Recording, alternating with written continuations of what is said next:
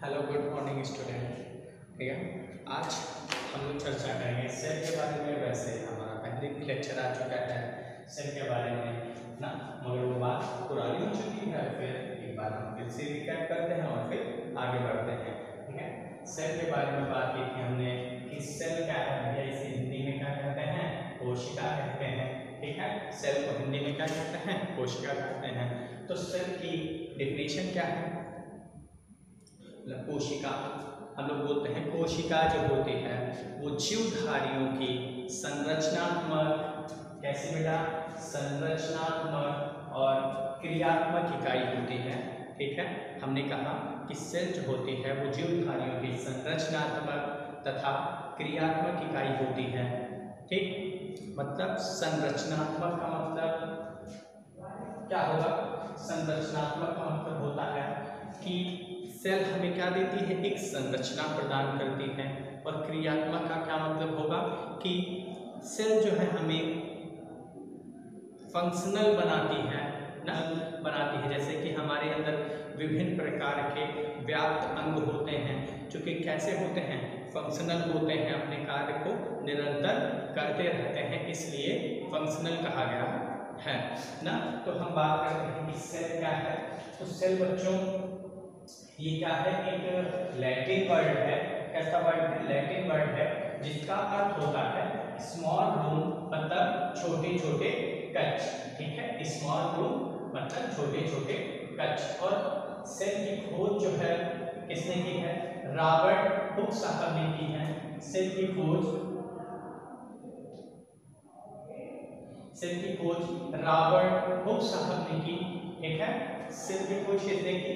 Robert Hooke ने की। सन 1665 ईस्वी में सेल की खोज हुई। ठीक है, सेल की जो संरचना होती है वो कोष्ठक नुमा होती है।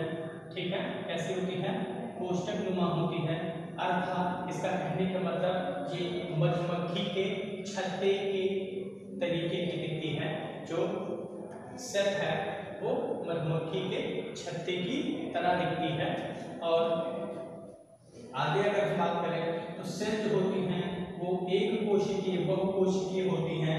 मतलब यूनिसेलुलर और मल्टीसेलुलर होती है। तो एक कोशिकीय सेल जो हम कहेंगे कि ऐसी सेल जो सिंगल, मतलब ऐसा जीव जिसका शरीर सिंगल सेल से बना हुआ हो उसे एक कोशिकीय, तथा बहुकोशिकीय उसे कहेंगे जिसका शरीर विभिन्न प्रकार की कोशिकाओं से मिलकर बना हुआ हो, उसे बहुकोशिकीय कहते हैं।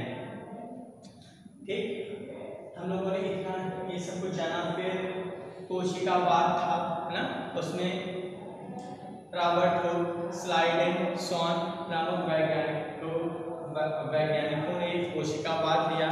ठीक है, जिसमें कहा गया कि संसार में व्याप्त सभी जीव कोशिकाओं के बने हुए होते हैं।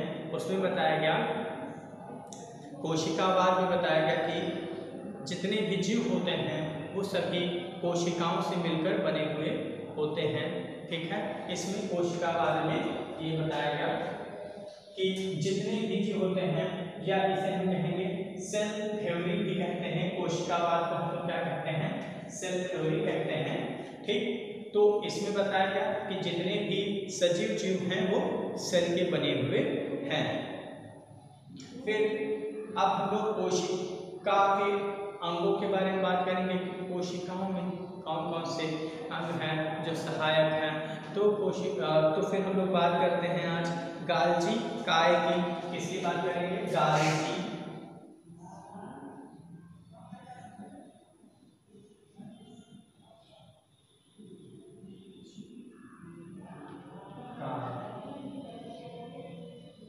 ना, गाल्जी काय के बारे में बात करेंगे। तो गाल्जी काय की खोज जो है कैमिलो गाल्जी ने की थी। किसने की? कैमिलो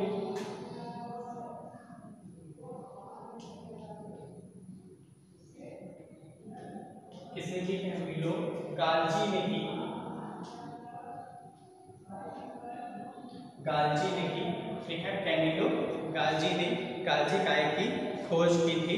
किस सन में? 1898 में की थी। ठीक है। और इसे गाल्जी कॉम्प्लेक्स या गाल्जी उपकरण भी कहते हैं। ये कैसी संरचना होती है? ये खोखली बेलनाकार मुड़ी हुई चपटी संरचना होती है, ठीक है। फिर इसके कार्य क्या क्या हैं? गाल्जी काय के कार्य क्या क्या हैं? अब लोग गाल्जी काय के कार्य के बारे में चर्चा करेंगे। तो यह कोशिका के सभी स्राव क्रियाओं से संबंधित होता है। मतलब कोशिकाओं में जितने भी स्राव कोशिकाओं स्राव करने में सहायक होता है। गाल्जी काय से लाइसोसोम्स का निर्माण होता है। ये कोशिका विभाजन के समय भी सहायक होता है। और शुक्र जनन में गाल्जी काय से एक्रोसोम्स बनता है। ये लाइन अच्छी है। शुक्र जनन में किसमें?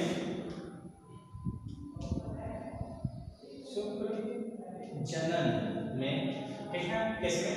शुक्र जनन में गाल्जी काय से एक्रोसोम्स बनता है। क्या बनता है? एक्रोसोम्स बनता है, ठीक है। फिर आज हम लोग फिर बात करेंगे लाइसोसोम्स। तो लाइसोसोम्स की खोज जो है 1995 में हुई। लाइसोसोम्स की खोज 1995 में हुई थी। लाइसोसोम्स जल अपघटनीय बीकर की थैलियाँ होती हैं, ठीक है, जिसे हम लोग लाइसोसोम्स का अर्थ होता है, ठीक है।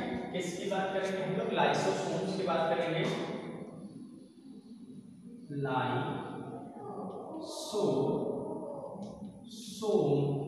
ठीक है, लाइसोसोम। तो ये क्या है? एक पाचक एंजाइम भी है, ठीक है। इसे पाचक काय भी कहते हैं।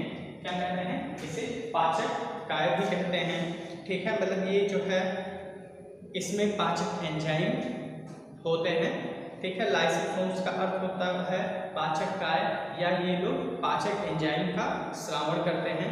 तो इनका कार्य क्या है? कोशिका के अंदर पहुंची हुई खाद्य पदार्थ या बाह्य पदार्थों का पाचन करना, ठीक है। और मृत अथवा बीमार कोशिकाओं को लाइसोसोम्स स्वयं क्या करता है? नष्ट कर देता है, ठीक। और आगे हम लोग बात करेंगे माइटोकॉन्ड्रिया के बारे में ना। तो माइटोकॉन्ड्रिया तो बहुत ही अच्छी चीज है ना, काफी फेमस है माइटोकॉन्ड्रिया, ठीक है। माइटोकॉन्ड्रिया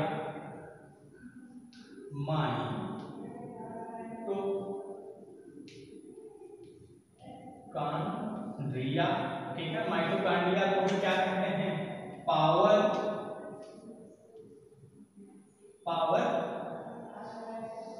हाउस ना। माइटोकॉन्ड्रिया को भी क्या कहते हैं? पावर हाउस कहते हैं। जिसकी खोज किसने की थी भैया? जिसकी खोज की थी